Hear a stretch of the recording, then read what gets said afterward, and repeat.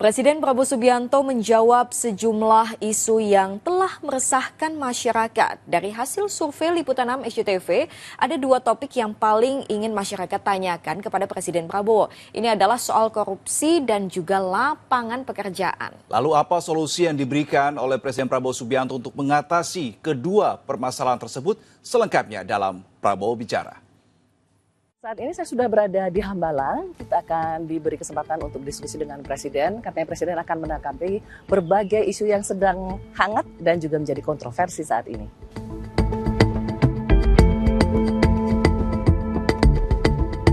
Nah, ini nanti lokasi wawancaranya di sini. Ini perpustakaan di Hambalang yang baru. Dan kemarin untuk menyerap aspirasi publik, kita juga membuka kesempatan kepada netizen ya di berbagai sosmednya Liputan 6 SCTV dan SCTV mau tanya atau mau titip pertanyaan apa untuk Pak Prabowo. Dan terima kasih banyak, dalam waktu 5 jam sudah lebih dari 800 pertanyaan dan komen yang masuk. Nanti kita akan coba tanyakan pada Presiden Prabowo Subianto. Ini kesempatan pertama ya yang diberikan kepada ada 7 jurnalis untuk bersama-sama mewawancarai Presiden. Nah, ini apa ada kaitannya dengan pernyataan Presiden tempo hari untuk memperbaiki komunikasi atau dalam rangka apa nih? Konsep baru ini sebenarnya konsep yang lahir dari idenya Pak Presiden sendiri gitu. Beliau sampaikan udah banyak permintaan wawancara dari beberapa media, kemudian kita kurang lebih 150 hari pemerintahan sudah banyak kebijakan yang beliau ambil. Dan mungkin perlu juga Presiden menyampaikan apa yang sudah beliau lakukan dan menjawab apa yang menjadi pertanyaan publik dan menjawab dari pertanyaan dari para jurnalis gitu loh. Nah.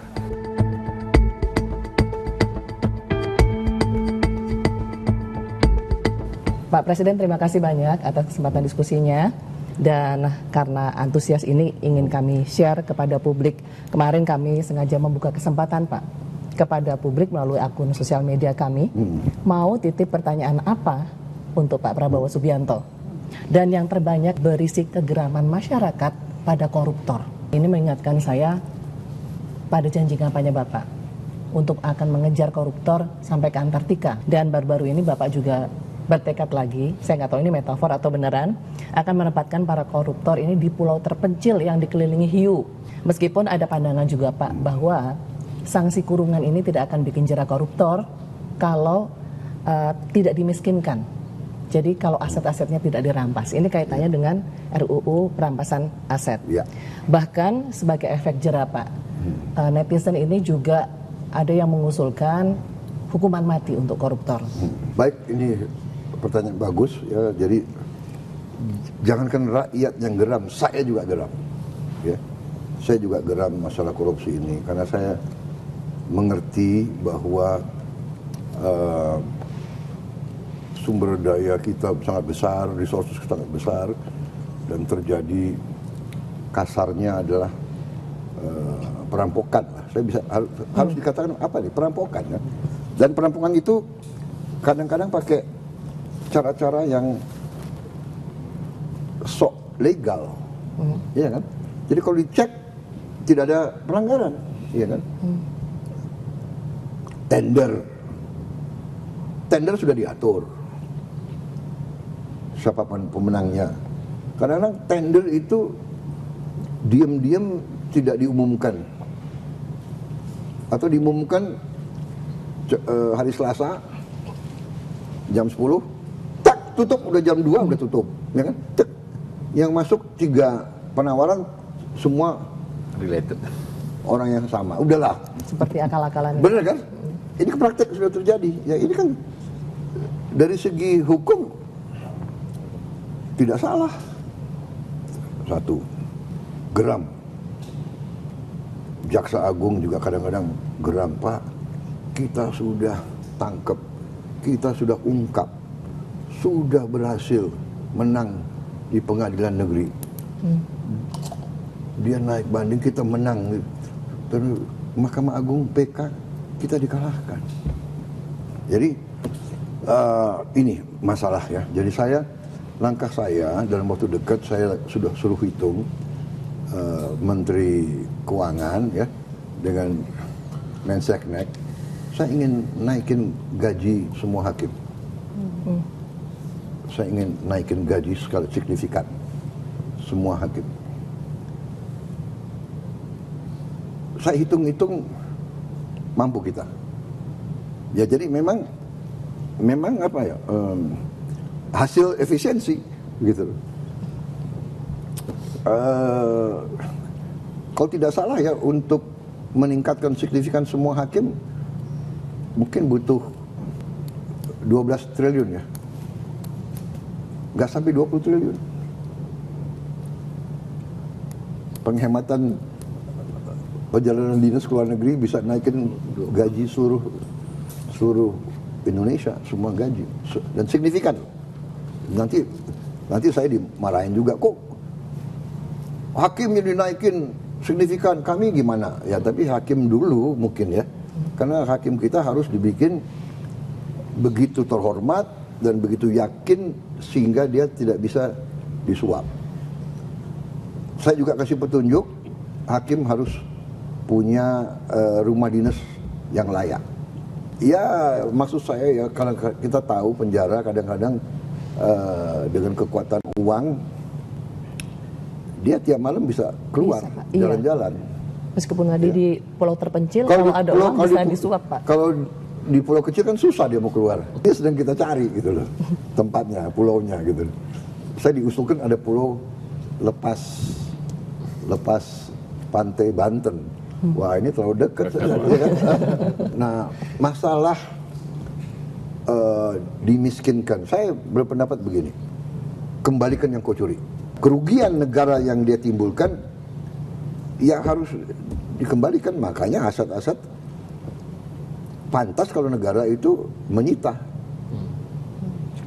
Tapi kita juga harus adil kepada anak istrinya. Kalau ada aset yang sudah milik dia sebelum dia menjabat umpamanya, atau sudah ya nanti para ahli hukum suruh bahas apakah adil anaknya menderita juga gitu. Iya kan? Karena dosa seorang tua sebetulnya kan tidak boleh diturunkan ke anaknya, kira-kira kan begitu. Tapi ini saya minta masukan dari ahli-ahli hukum. Hanya memang benar harus ada suatu sikap jera, karena kadang-kadang dengan kekuatan uang, okelah aku ditangkap, okelah aku masuk pengadilan, paling saya dikasih 6 tahun, nanti 6 tahun saya jalankan 3 tahun, habis itu saya keluar. Ya. Dan selama 3 tahun saya juga nanti bisa sogok pejabat ini, pejabat itu, sehingga saya mungkin tiap 5 hari saya keluar. Saya memang mengatakan ke aparat hukum, kalau hakim kasih vonis yang tidak masuk akal, yang menyakiti perasaan rasa adil rakyat, kita naik banding. Dan kita berhasil berapa kali, iya kan? Benar nggak? Ada kasus berapa triliun dia hilangkan, hanya dapat berapa tahun itu? Ya, Harvey Muiz, Pak. Iya. Dan ada yang lebih parah, ada yang lolos sama sekali. Jadi saya suruh kejar ini delik-delik hukumnya. Jadi ini masalah serius. Ini benar. Rakyat geram, jangan rakyat geram. Saya yakin kalian semua geram semua. Karena kalian mengerti, ya kan? We are not stupid, benar nggak?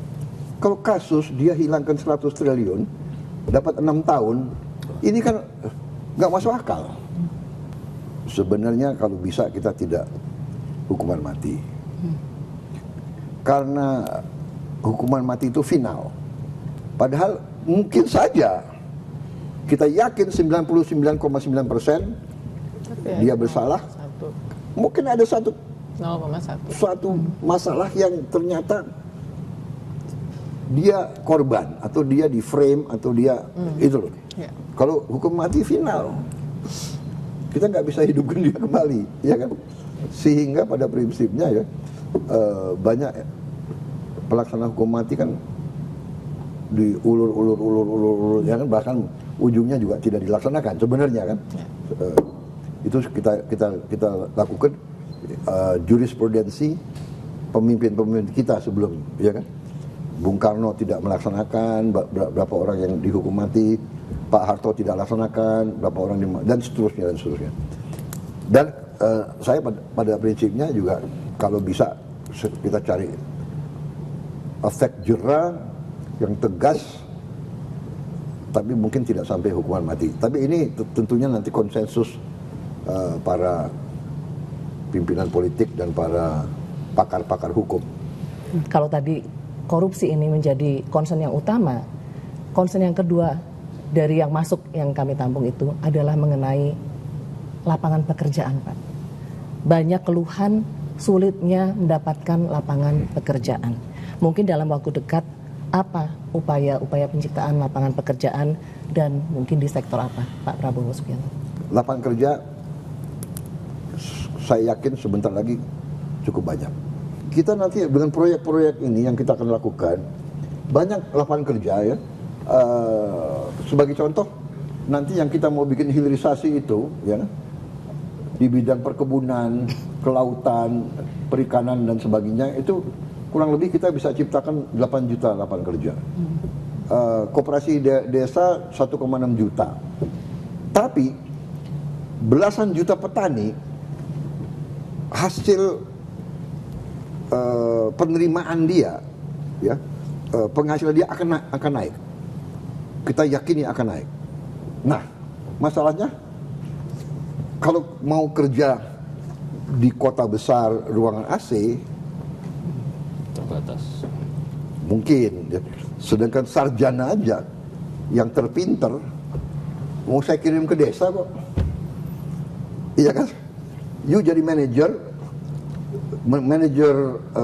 makan bergizi, manajer koperasi, tapi lebih dari itu Anda jadi penggerak, Anda guru, Anda motivator, Anda pembina koperasi.